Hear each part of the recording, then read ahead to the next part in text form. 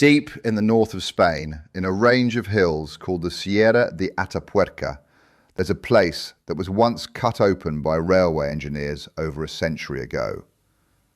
And in slicing through those hills to lay track, they accidentally exposed something extraordinary. A series of ancient caves, packed with layer upon layer of the deep human past. One of them is called Gran Dolina, and buried inside it is a discovery so unsettling that decades after it came to light, researchers are still carefully working out exactly what it means. Because at the bottom of Gran Dolina, in a layer of earth more than 800,000 years old, they found the bones of some of the earliest humans ever to live in Europe. And those bones were covered in cut marks. The same cut marks you find on butchered animals. These early humans hadn't just died here.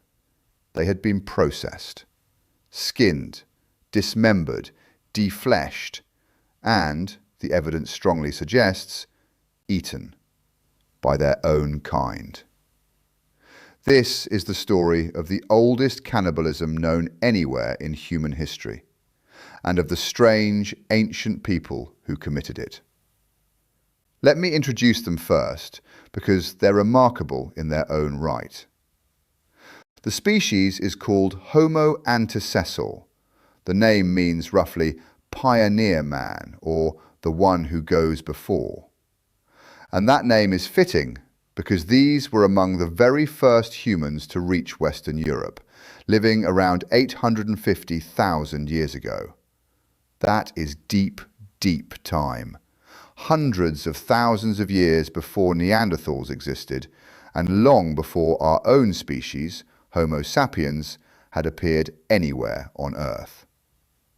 And here's what makes them so important. Homo antecessor may sit very close to the origin of us all. The leading interpretation, based on the anatomy of their teeth and skulls, and on ancient proteins recovered from their fossils, is that this species is a close relative of the last common ancestor of Neanderthals, Denisovans, and modern humans. In other words, when you look at Homo antecessor, you may be looking at something very near the root of the entire later human family tree. These weren't some strange, doomed offshoot. They were, in a real sense, our deep ancestors, or the cousins of our ancestors. And they were not the shambling brutes you might picture. Homo antecessor was tall, some individuals around 6 feet, with males weighing perhaps 200 pounds, well within the range of a modern human. They had a brain around 2/3 the size of ours. They made and used stone tools. They hunted animals like deer and bison, and, this is a lovely detail, they already had one strikingly modern feature in their faces. A small hollow in the cheekbone, the canine fossa, that we still carry today. If you passed one on the street, dressed in modern clothes, they'd look unusual, heavy-browed, but recognizably human. So these were capable, intelligent, roughly human-sized people near the base of our own family tree. And they were eating each other. Now, that's a heavy accusation to level at anyone, living or 850,000 years dead, so let's look at exactly what the evidence is, because the researchers at Atapuerca have been extremely careful about it. And the case rests on the bones themselves. The first thing is the cut marks. When you butcher a carcass with stone tools, when you cut through the tendons to separate a joint or scrape the meat away from a bone, you leave behind fine, distinctive incisions in a very particular pattern. And the Homo antecessor bones from Gran Dolina are covered in exactly these marks, in exactly the places you'd expect if someone were skinning a body, disarticulating the limbs and stripping off the flesh.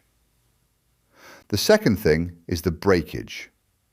Many of the long bones were deliberately smashed open, the way you crack a bone to get at the rich, fatty marrow inside.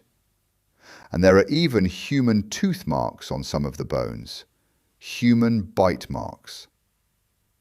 But here's the detail that really settles it, and that I find genuinely chilling. In the very same cave layer, mixed right in with the human bones, were the butchered bones of animals, the deer and other game these people ate.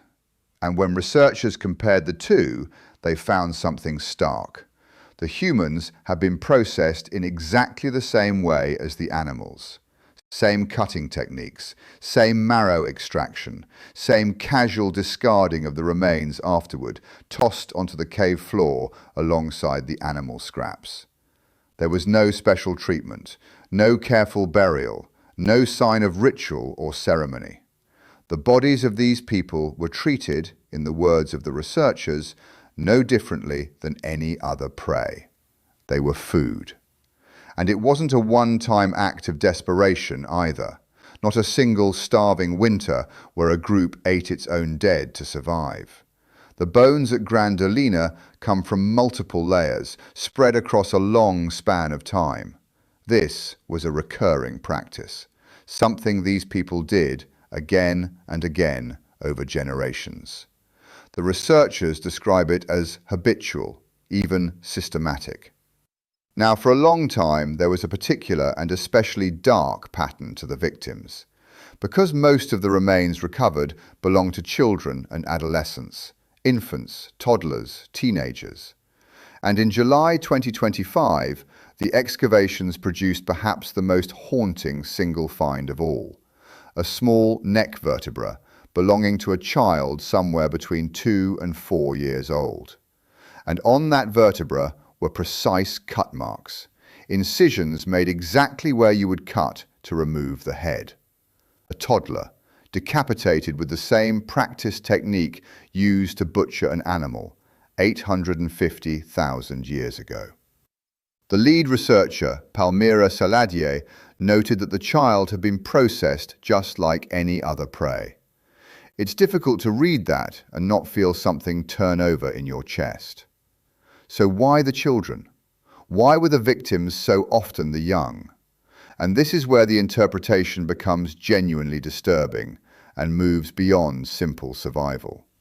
Because the leading theory is not that these people were eating their own group's dead. The theory is that this was intergroup cannibalism. One group of Homo antecessor hunting and eating members of a different rival group. And the reason the victims skew so young fits a cold, strategic logic. Children and adolescents are the easiest and least dangerous targets. They're the members of a rival group you can capture and kill with the lowest risk to yourself. Researchers have connected this to what they call an imbalance of power strategy. The same grim calculus you see in chimpanzee warfare today, where one troop will pick off the vulnerable members of a neighboring troop to weaken it and control territory. Under this reading, the cannibalism at Gran Dolina wasn't a funeral rite, and it wasn't a last resort. It was something closer to violence between competing bands, a way of eliminating rivals for territory and resources, with the added benefit that the losers became a meal. Nutrition and warfare folded into a single act. And here's the update that makes this story current, because the science is still moving. For decades, that easy targets interpretation leaned heavily on the fact that the known victims were mostly young. But in 2025 and into 2026, new excavations at Gran Dolina pulled dozens more fossils out of the ground. And for the first time, they found clear butchery marks on the bones of adults. At least 6 adults are now identified among the victims, several bearing the same cut marks as the children, which complicates the picture in a fascinating way. It means the cannibalism wasn't only about picking off the weak and the young. Adults were being eaten too. And that opens up new questions the researchers are actively wrestling with right now, about how organized this was, how the violence played out, and what it tells us about the social lives of the earliest Europeans. So what do we make of all this? Of a near ancestor of the entire human family, casually and repeatedly butchering its own kind, including its children, for hundreds of thousands of years. I think the temptation is to recoil, to file Homo antecessor away as monstrous, as something alien and other. But I gently push back on that, because I don't think it's quite right. Cannibalism, we now know, is not some rare aberration in the human story. It shows up again and again across our whole family tree. In Neanderthals, in early Homo sapiens, right up through the Bronze Age and into recorded history. Sometimes for survival, sometimes in ritual, sometimes, it seems, in war. And it shows up in our closest living relatives, the chimpanzees, too. What Gran Dolina tells us is not that these particular people were uniquely evil. It tells us that this behavior, the willingness to treat another human being as prey, is ancient, that it was there in some form right near the very beginning. It came before the Neanderthals. It may have come before whatever line leads to us. And that's the genuinely unsettling thought I'll leave you with. We tend to imagine our deep ancestors as innocent, simpler, gentler, closer to nature. But the oldest hard evidence we have of how these early Europeans treated each other is a 2-year-old's neck bone, cut for the removal of the head, tossed onto a cave floor beside the deer bones. That's not a comfortable inheritance. But it is, as far as the evidence can tell us, a true one. And understanding it honestly, not looking away from it, is part of understanding where we actually come from. The people of Gran Dolina were among the first of us to walk into Europe, and they were already capable of this. That's worth sitting with. Thanks for watching, and until next time, keep looking up.